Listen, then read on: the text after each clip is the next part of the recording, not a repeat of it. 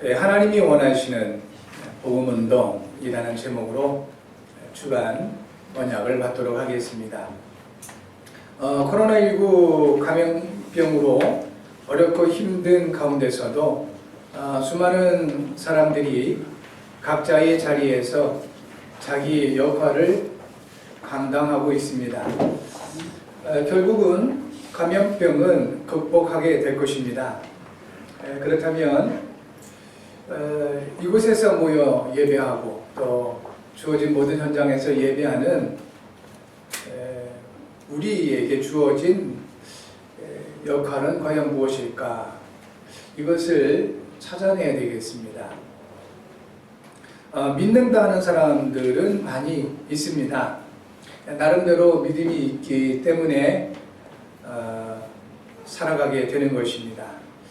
간혹 아무 이유 없이 불안해하거나 두려워하거나 답답해하는 사람들이 있습니다. 안전에 대한 믿음이 무너져 버렸기 때문에 그렇습니다. 이런 분들은 집 밖에 나가는 것도 무섭고 무엇을 먹는 것도 무섭고 또 사람들을 만나는 것도 무서워하게 됩니다. 이분들을 의학적으로 정신공황증이다라고 말합니다. 그런데 대부분 사람들은 나름대로의 믿음이 있기 때문에 집을 나서는 것입니다. 또 길을 걷기도 하고 음식을 사 먹기도 하는 것입니다. 이 같은 나름대로의 믿음을 신념이라고 말하고 있습니다. 신념이 강한 사람은 목적한 부분을 쉽게 이루기도 합니다. 그러나 이 신념은 반드시 한계가 옵니다. 신앙은 신념과 다릅니다. 신념은 사람으로 말미암은 믿음이라 말한다면 신앙은 하나님이 주신 믿음을 말합니다. 에베소서 2장 8절과 9절에 너희는 그 은혜에 의하여 믿음으로 말미암아 구원을 받았으니 이것은 너희에게서 난 것이 아니요 하나님의 선물이라. 행위에서 난 것이 아니니 이는 누구든지 자랑하지 못하게 함이라고 하십니다. 하나님이 주신 믿음의 내용은 예수님이 그리스도시라는 것입니다. 성경의 주제입니다. 성경을 통해서 우리가 찾아내야 할 중요한 믿음의 내용입니다. 예수님이 그리스도가 되셔서 사람에게 있는 근본 문제를 완전하게 해결하셨습니다. 예수는 이름입니다. 마태복음 1장 21절에 아들을 낳으리니 이름을 예수하라 했습니다. 우리에게도 이름이 있습니다. 어떤 이름이든 나름대로의 그 의미가 있습니다. 하다못해 개똥이 쇠똥이라고 불린다 할지라도 왜 그렇게 불렸는지 이유가 있는 것입니다. 그것처럼 예수 이 이름에 의미가 있습니다. 그 의미는 그가 자기 백성을 그들의 죄에서 구원할 자라는 것입니다. 구원자의 의미가 담겨 있는 것이 예수 이름인 것입니다. 빌립보서 2장 9절에서 11절 말씀에 하나님이 그를 지극히 높여 모든 이름 위에 뛰어난 이름을 주사 하늘에 있는 자들과 땅에 있는 자들과 땅 아래에 있는 자들로 모든 무릎을 예수의 이름에 꿇게 하시고 모든 입으로 예수 그리스도를 주라 시인하여 하나님 아버지께 영광을 돌리게 하셨느니라 하셨습니다. 예수 이름은 하나님이 주신 이름입니다. 그 이름 앞에 하나님이 권위를 주셨습니다. 그래서 하늘에 있는 자들, 땅에 있는 자들, 땅 아래에 있는 모든 자들로 그 이름 앞에 무릎을 꿇게 하신 것입니다. 이유가 있습니다. 똑같은 이름이지만 어떤 이름은 실제로 권위가 있고 어떤 이름은 전혀 권위가 없는 그런 이름이 있습니다. 우리나라 대통령 이름이 있습니다. 그 이름을 똑같이 쓴다고 해서 똑같은 권위가 있냐? 그것은 아닌 것입니다. 직분에 따라서 권위가 달라집니다. 왜 예수의 이름이 그만큼 권위가 있냐? 왜 예수의 이름에 하나님이 그렇게 권위를 두셨냐면 바로 그분이 그리스도시기 때문에 그렇습니다. 그리스도는 직분입니다. 원래 의미는 기름 부음 받은 자입니다. 구약 성경에는 메시아로 표현이 되어 있습니다. 하나님께서 기름을 부어 세우신 직분 세 가지가 있습니다. 그 첫 번째가 바로 왕입니다. 왕들에게 기름을 부어 세우셨는데 그리스도는 모든 왕들의 완전성을 얘기하는 겁니다. 많은 왕들이 타락을 해버렸습니다.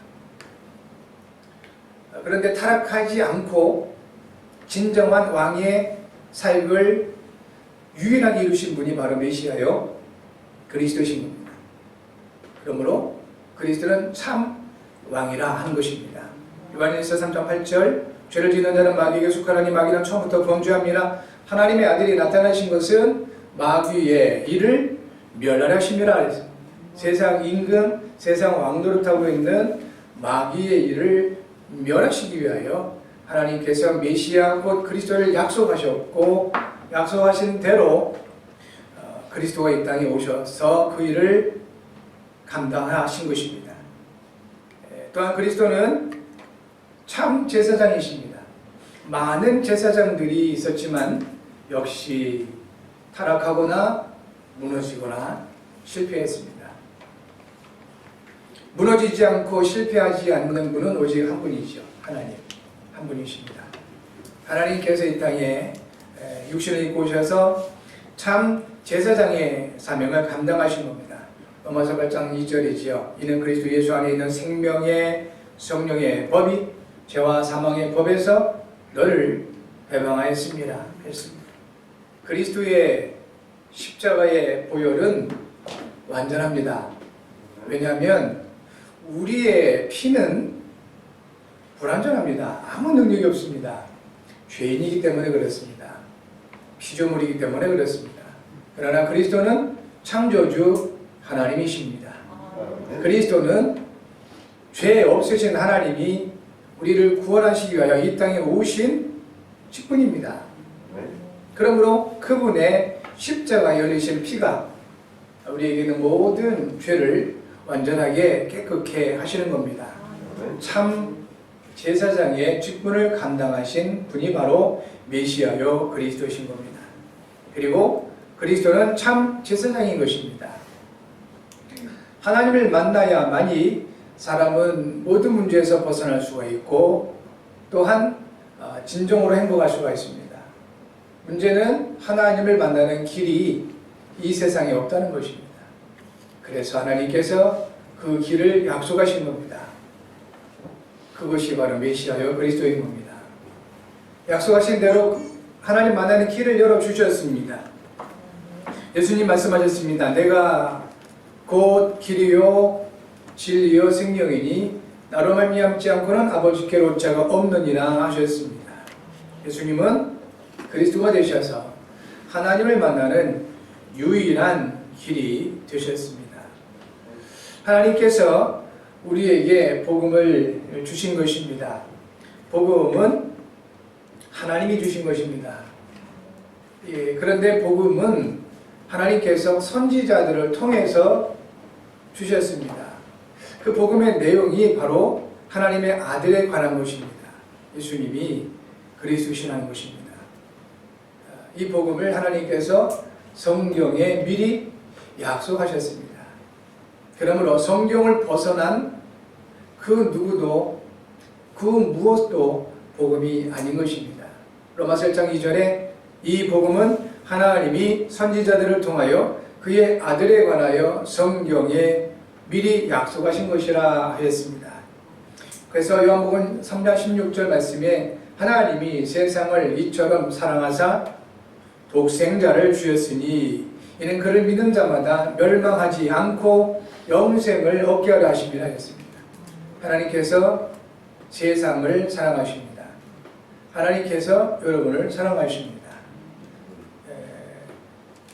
이 같은 비밀을 모르는 많은 사람들이 하나님이 세상을 사랑하는데 왜 이렇게 감염병이 일어나고 많은 사람들이 어려움을 겪습니까? 라고 반문하기도 합니다.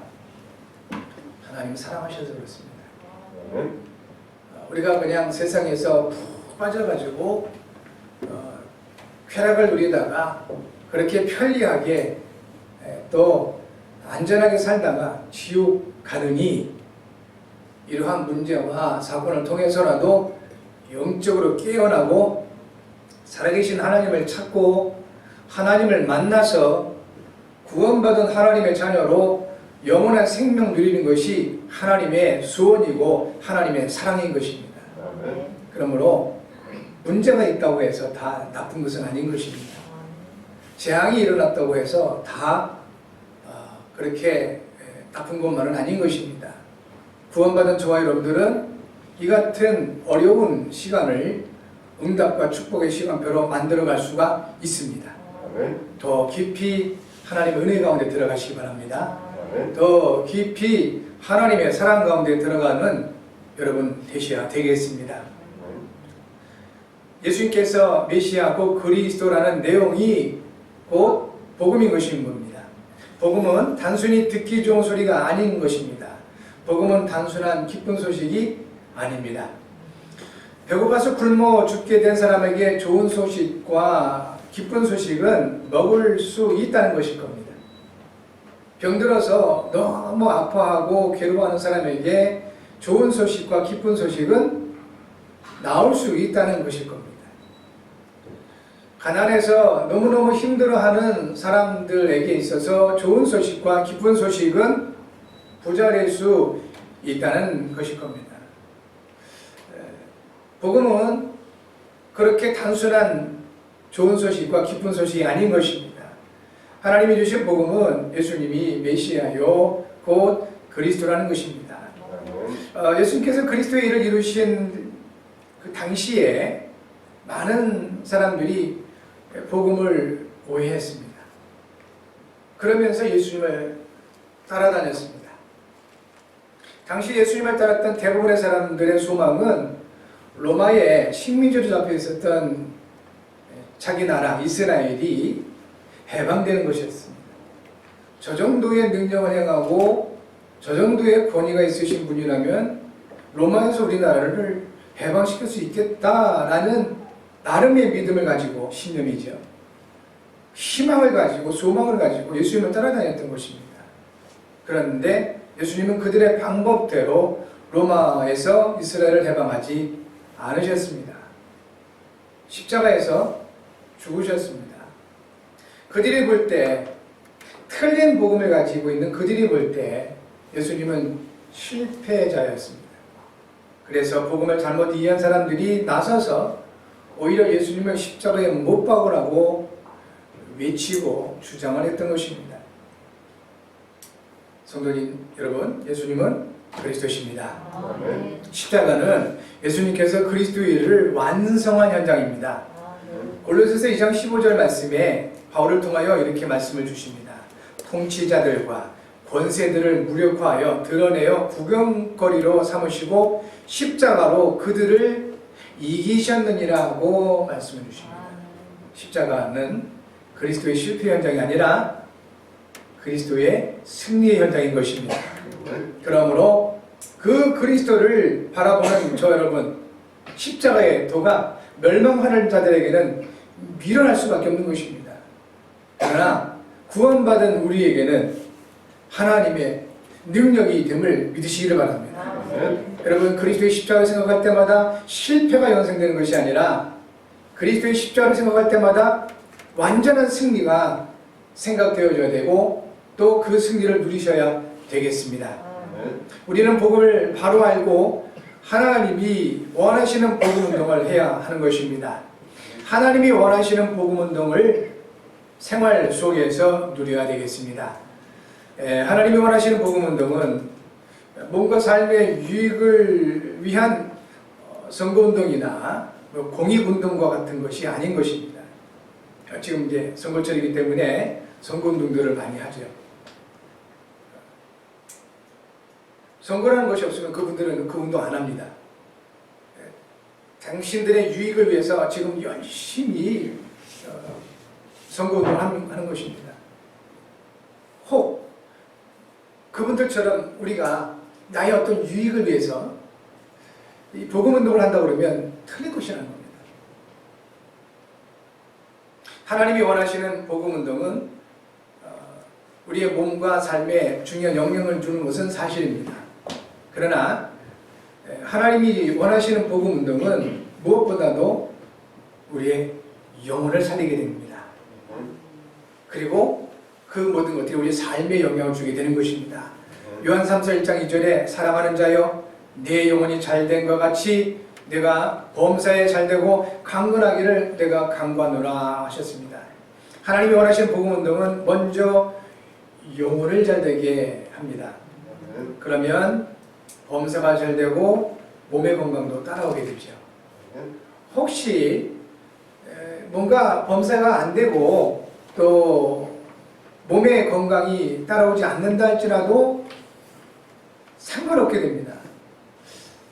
우리가 잘 알고 있는 전도자 바울이 복음운동에 쓰임받은 분이십니다.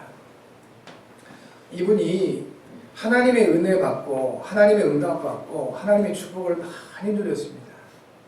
그렇다면 이분이 우리가 생각하는 대로 그렇게 하는 일이 다 잘 됐냐, 많은 사람들이 막 인정하고 칭찬하고 그랬냐?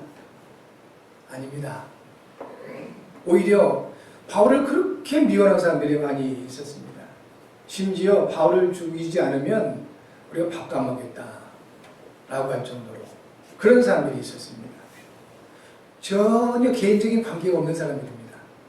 단지 복음 전한다고 예수님이 그리스도시라고 말한다고 그렇게 바울을 미워했던 사람들이 있었습니다. 모함을 받고 감옥에 갇히게 됐습니다. 바울은 그렇게 건강한 사람이 아니었습니다. 많은 어려움이 있었고 질병이 있었습니다. 본인이 그것 때문에 기도하기를 사탄의 가시를 제거해달라고 하나님께 기도하기도 했습니다.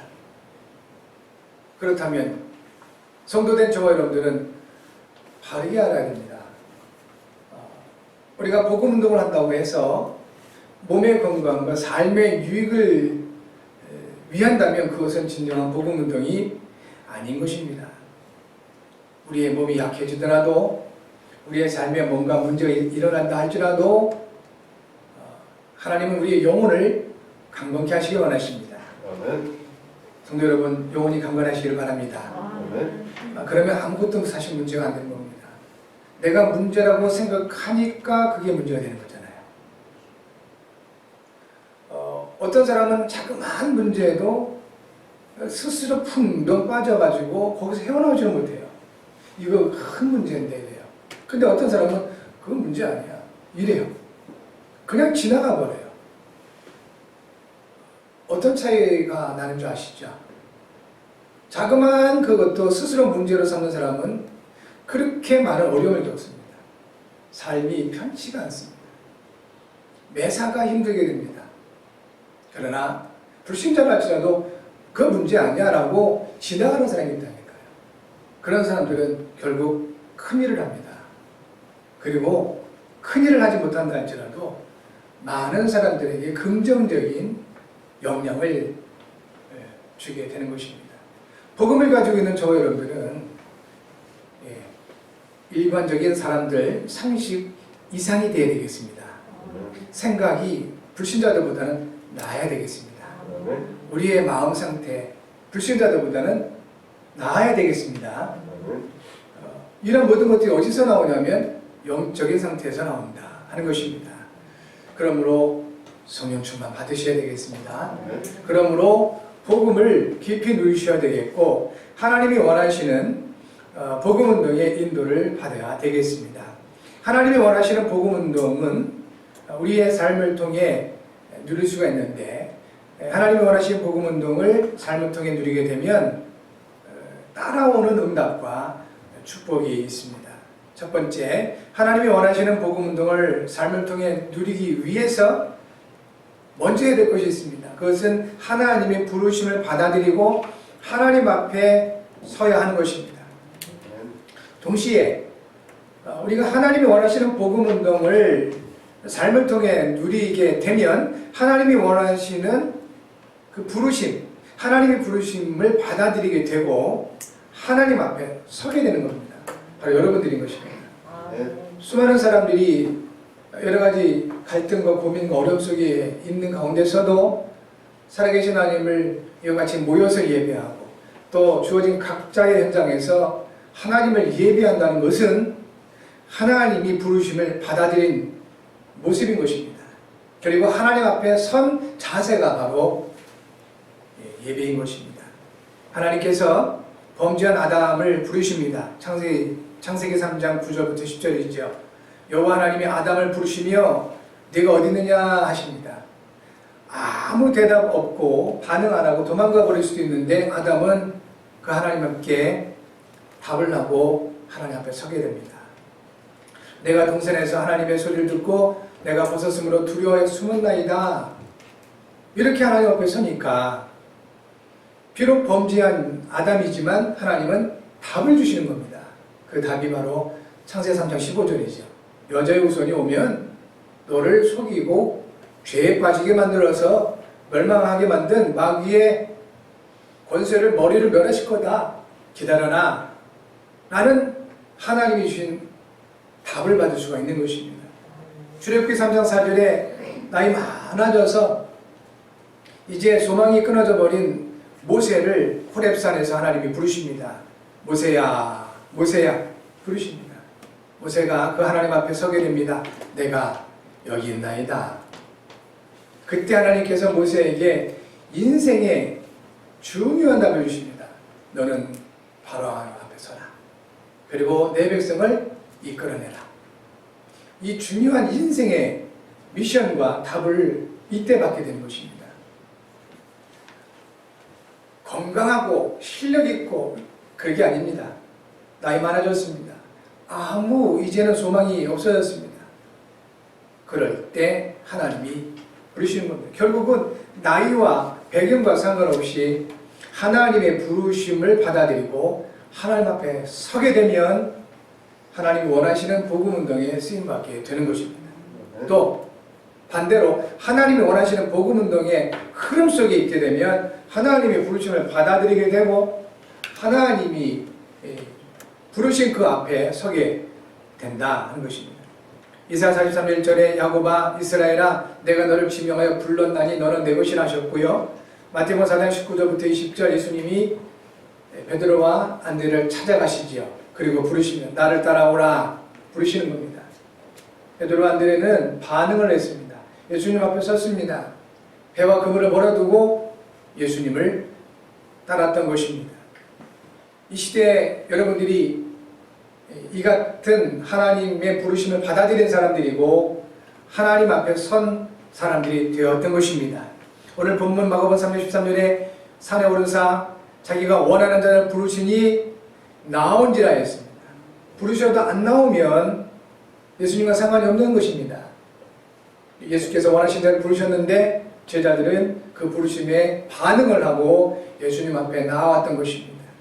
성도 여러분, 일평생 하나님의 부르심을 확인하시고 하나님 앞에 서시는 은혜와 증거 있기 바랍니다. 아멘. 어떤 모습일까요? 누가 과연 하나님의 부르심을 받아들이고 그리고 하나님 앞에 서는 사람들일까요? 예배하는 사람들인 것입니다. 아멘. 그래서 요한복음 4장 23절 24절에 아버지께서 우리 하나님 아버지께서 다른 사람을 찾는 것이 아닙니다. 실력 있는 사람, 착한 사람, 열심 있는 사람 찾는 것이 아니라 예배하는 자들을 찾으신다고 하신 것입니다. 이유가 있는 것입니다. 예배하는 사람들이 하나님의 부르심을 받아들이는 사람들입니다. 예배하는 사람들이 하나님 앞에 선 사람들인 것입니다. 결국 하나님이 원하시는 복음운동의 흐름 속에 들어와 있는 신앙의 사람들은 하나님을 예배하게 되는 것입니다. 신념의 사람들은 이 핑계 저 핑계 이런 이유 저런 이유를 가지고 하나님 앞에 서지를 못합니다. 예배 안 되게 되어 있습니다. 신념의 사람들은 그렇습니다. 아주 논리적이고 바른 이유와 핑계를 가지고 하나님을 예배 안 하게 됩니다. 신념의 사람들, 쉽게 말하면 종교인들이에요. 그런데 모여서 예배하든 현장에서 예배하든 살아계신 하나님을 예배하는 사람들은 신앙의 사람들인 겁니다. 하나님이 주신 믿음을 가진 사람들은 하나님을 예배하게 되어 있는 것입니다. 두 번째, 하나님이 원하시는 복음운동을 삶을 통해 누리기 위해서는 하나님이 함께 하시기 위해 세우심을 받아들이게 되는 것입니다. 또한 반대로 동시에 하나님이 원하시는 복음운동을 삶을 통해 누리게 되면 하나님이 함께 하심과 세우심을 받아들이게 된다는 것입니다. 예수님께서 제자들을 부르셨고 그 앞에 세우셨습니다.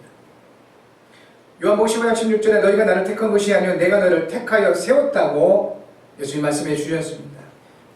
이는 너희로 가서 열매를 맺게 하고 또 너희 열매가 항상 있게 하여 내 이름으로 아버지께 무엇을 구하든지 다 받게 하라 함이라 했습니다. 성도 여러분, 늘 하나님의 부르심을 받아들이고 하나님의 세우심을 인정하고 받아들이시는 은혜가 있기 바랍니다. 쉽게 말하면 하나님이 원하시는 복음운동을 삶을 통해 누리게 되면 이 사람들은 신앙인들인데 하나님의 절대 주권을 인정하게 된다 이겁니다.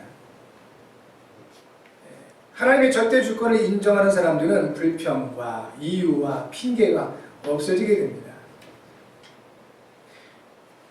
하나님의 세우심을 인정하고 받아들이는 사람들은 이래서 안 돼요, 저래서 안 돼요, 이게 없어지는 것입니다. 왜 안 된다고 주장할 수밖에 없을까요? 나름대로의 이유가 있어서 그렇습니다. 나름대로의 그 핑계가 있어서 그런 것입니다. 나름대로의 생각이 있고 나름대로의 마음이 있어서 그렇습니다. 그러나 하나님의 절대 주권을 인정한 사람들은 내 마음, 내 생각, 내 경험, 내 지식 그렇게 중요하게 여기지 않습니다. 그러므로 하나님이 원하시는 복음운동을 삶을 통해 누리는 진정한 신앙인들, 하나님의 절대 주권을 인정하는 신앙인들은 생각과 말을 많이 하는 것이 아니라 기도를 많이 하게 됩니다.